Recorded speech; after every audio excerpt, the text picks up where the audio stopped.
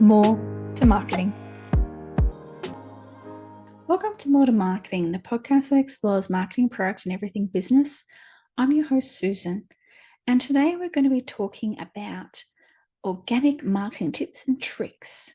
What can you do with a minimum budget that can really grow things, but doing it in a way that makes sense? Now, I'm hoping some people will get some little bits of tidbits out of this one here, but why is organic marketing so important? Well, organic marketing isn't a nice to have or a fallback for small budgets either. Recent research shows that organic leads convert 14 times faster than paid leads. Why? Because organic marketing builds trust, real relationships without the pay-to-play noise. Now, the other thing that's important is consumers are growing wiser. They are now seeing through a lot of the BS, and they see the ads and the blockers, and they're at an all-time high. Organic strategies are your ticket to staying visible and meaningful. Organic marketing demands patience, creativity, and serious strategy. So let's have a look at some of the proven ways that work. First one is search engine optimization, also known as SEO, and it should be your backbone. SEO is still really powerful even now, but it is also evolving. No more keyword stuffing or bizarre backlink schemes. Now SEO is built for humans and for Google's AI-fueled algorithms and other algorithms out there too. This means that there's been a shift.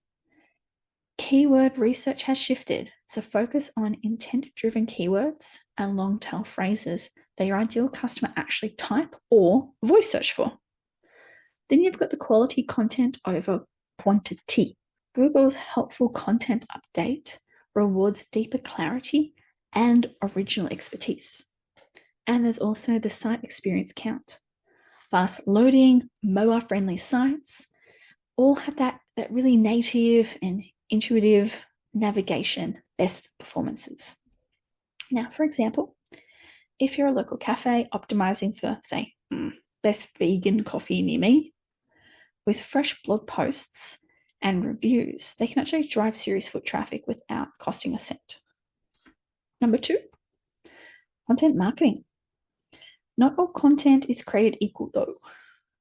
Written content, so blogs, newsletters, and LinkedIn posts remain staples. Videos, so short form clips or Instagram reels, could even be a reel for LinkedIn, plus long form YouTube videos boost visibility and engagement. Audio. Podcasts, hello, and snippets let you build a loyal connection, especially with business audiences and busy audiences. Images and infographics, they are fantastic. They're great for clarifying complex info and really grabbing attention on text-heavy platforms. Get a bit of cut through too there. And interactive formats like polls, quizzes, and even live streaming can spark engagement on platforms and are really loved by some of the algorithms at the moment.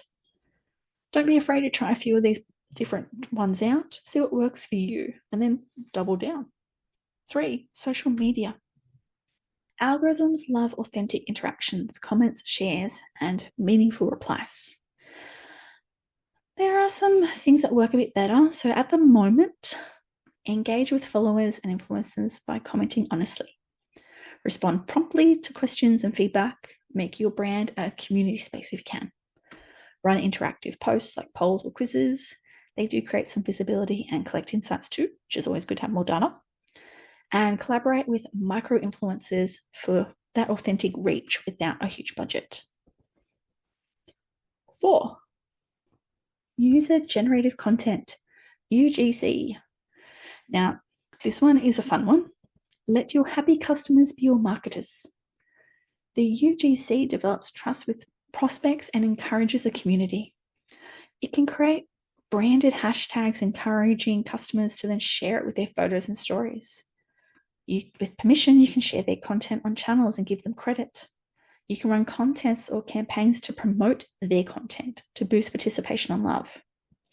Studies have showed that people trust user-generated content 2.4 times more than branded messages. So it could be potential fuel for your organic growth. Good old favorite number 5 is definitely going to be email newsletters. People are still interested in these. They really are. Organic marketing isn't just about those socials and searches. Go back to your good old email newsletter where it makes sense and it's relevant. Drives 40 times the return on investment on average and nurtures deep brand loyalty. Build segment lists for tailored messages. Provide exclusive insights or offers. Be consistent and give valuable content that keeps the audience engaged and primed to convert over time. Building your strategy. I would definitely be looking at a step-by-step approach here. How can you put all of this together and build it? Well, within your marketing strategy, I would be looking at these things. So first, set crystal clear goals. So what's the awareness, leads, loyalty? What do they equal? Pick your top priorities. Know your audience and invest the time to understand personas and pain points, maybe some journey mapping to understand online habits and content preferences, of course. Build this into your content calendar so that you've got some themes and formats, and then have a publishing cadence so that you've got consistency. Look at how you could do some cross-channel synergies.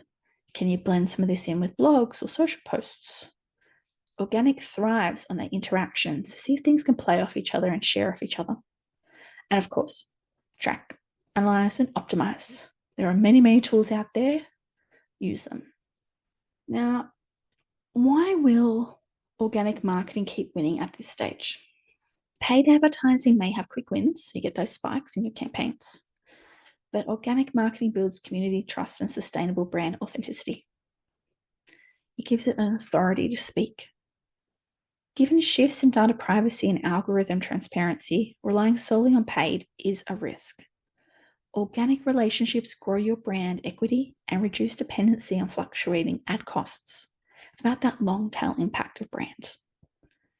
At 64% of consumers expect brands to connect on social media authentically, investing your time in organic efforts is going to help.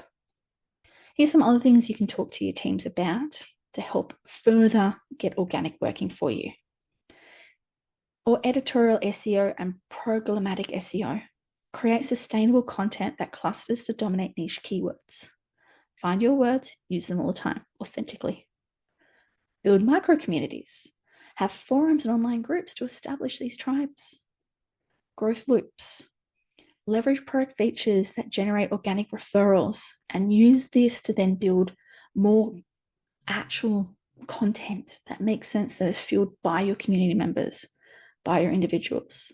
And then where you can, leverage your AI tools to help you get to this data faster to understand it.